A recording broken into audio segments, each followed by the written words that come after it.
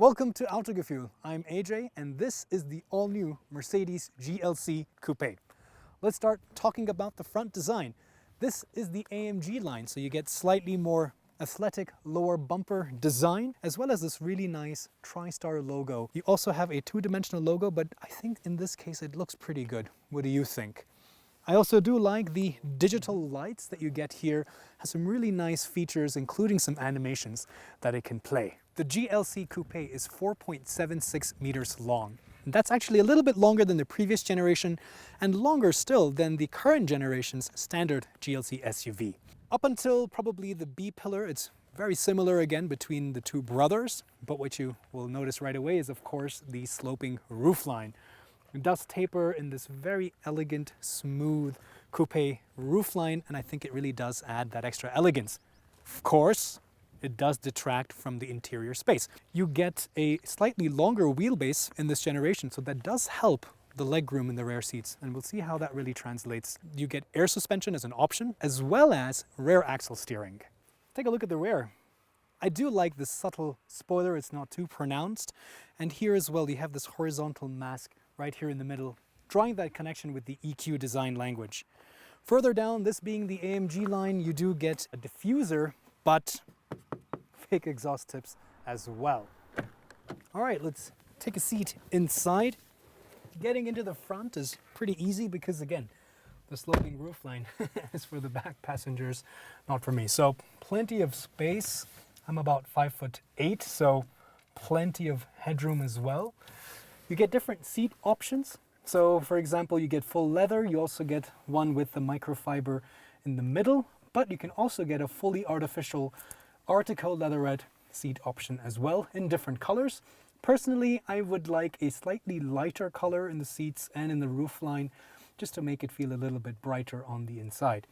You can also get a panoramic sunroof as an option, and I personally would recommend you get that. But the rest of the interior is again very similar to the standard GLC. You get a nice wood insert right here. You can feel the texture, it's really lovely.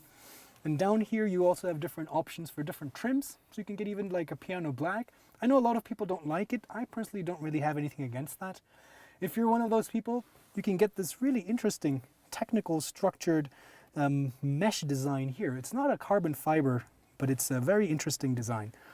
And of course we get the Squircle air vents, which being a Mercedes also has now interior or ambient lighting on the inside. Looks really cool at night. The center console is dominated by this floating screen, which just kind of swoops up like a wave from the middle. Really easy to access important settings because you have, for example, the climate control always static down here. It's the best of this kind of a situation when you don't have physical buttons, that at least they're big and they're easy and they never change. So I like that. And again, this is an SUV, so there is actually some off-road capability. And this is showcased here in the off-road view, where you get a bunch of things like the tilt-o-meter, tire pressure, steering angle. And because this is the air suspension, you can see that when you're actually raising the suspension, you can see how the actual suspensions here, the travel changes. So pretty interesting to see all of this in action. And of course, being the plug-in hybrid, you also have some specific views to help you manage and understand the statistics from your current driving. So for example, I've been driving for about 122 kilometers today, and I'm getting a 2.8 liters for 100 kilometers, which is really good. Most of this was on the highway at around 130 kilometers per hour, a little bit on the mountain. So ultimately, a really useful view and pretty good mileage. Being a plug-in hybrid, it's important to remember that you have to plug it in as much as possible. You also get a nice energy flow diagram to help you as well. This being the AMG line, we have the AMG steering wheel, but of course in the Avant-Garde line you have the 3-spoke wheel. You also have a virtual cockpit with a lot of different functionality and a lot of different views. You can even have, for example, a sport view. You can also put the entire map on the screen to help you navigate. There's of course a really large head-up display that also has different options for the view, and this is one of my favorite head-up displays. Really crisp, really large, and I think a really cool feature to have. That roofline makes it look sexy and technically makes it a little bit more aerodynamic, but the biggest trade-off is right here. in the headroom for the rear passengers. So, what's the verdict? Well, I'm 5'8". That's the amount of headroom I have, so I'm about 1.73 meters. This is set to my driving position, so knee room is great, again, because of this longer wheelbase in this new generation. That's not the issue, but I definitely do feel a bit hemmed in.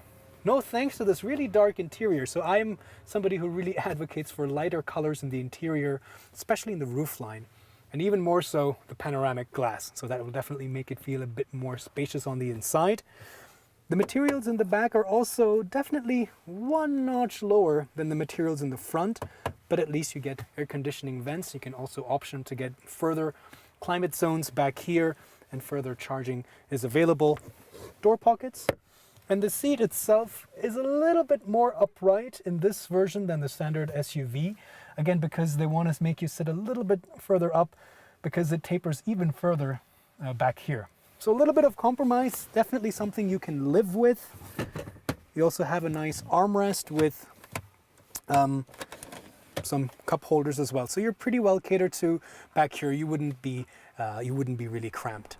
But the million-dollar question is, what's the trunk like? Because of the coupe body, you do lose quite a bit of volume. In fact, this as it stands here in the plug-in hybrid version is just around 390 liters.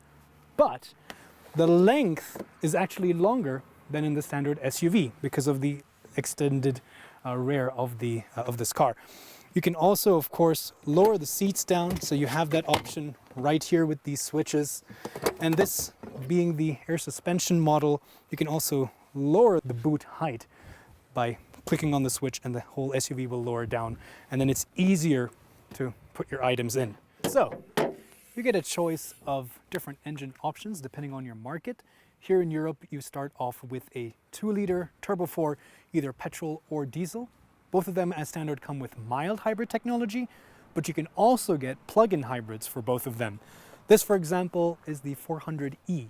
So this is the petrol hybrid, plug-in hybrid version with a combined output with the engine and motor of 381 horsepower. This has a 31 kilowatt hour battery. Of course, you also get in the future a 6-cylinder engine, and you get this with a 9G-tronic automatic transmission. And of course, 4MATIC is optional as well. What's the GLC Coupé like to drive? This being the plug-in hybrid, we're currently in the hybrid mode. And here, the system tries to optimize the efficiency and the range by jumping between the electric motor and the engine, as expected. The claimed mileage, or the range, with pure electric drive is about 110-120 kilometers. And this is actually fairly attainable, granted that you are doing a combination of climbing and descending, or just flat topography driving. Of course, if you're going uphill, for the most part, you're not going to get that much range. On the other hand, you also have the ability to go straight to a sport mode. And in this mode, the petrol engine comes to the forte. It's a lot more responsive. Again, that plug-in hybrid with the larger electric motor as compared to the mild hybrid really gives you instant response. I've driven the standard mild hybrid petrol engine version as well, and I can say that in the comfort mode you do feel a little bit of slack in the driveline. That immediately rectifies itself in the sport mode, but here, even in the hybrid or the electric mode, the plug-in hybrid has a lot sharper response. In the sport mode, it's even more so. You have a really great view where you can see the energy flow between the two engines in the system, and overall it's a really cohesive drivetrain. In the hybrid mode, the steering is a lot softer, so now it's actually quite a lot more, I would say, dulled. But the rear axle steering actually makes the car feel very, very agile. It's a little bit, feels a bit artificial, and it takes a little bit of time to get used to it, but I find the system really useful, especially in the city. And you might be thinking, well, this is not a very large SUV, and you're right, but once you go with the rear axle steering, you can't go back. You don't need it in countries like the US perhaps as much, where your roads are wider, and in fact you don't get that in some of the other models, but it really helps in narrow, winding alpine roads like this. At higher speeds, the rear wheels actually steer in the same direction, again, just about 4 degrees or so. And in this way, it's able to elongate the wheelbase and then provide a much more stable and planted composure.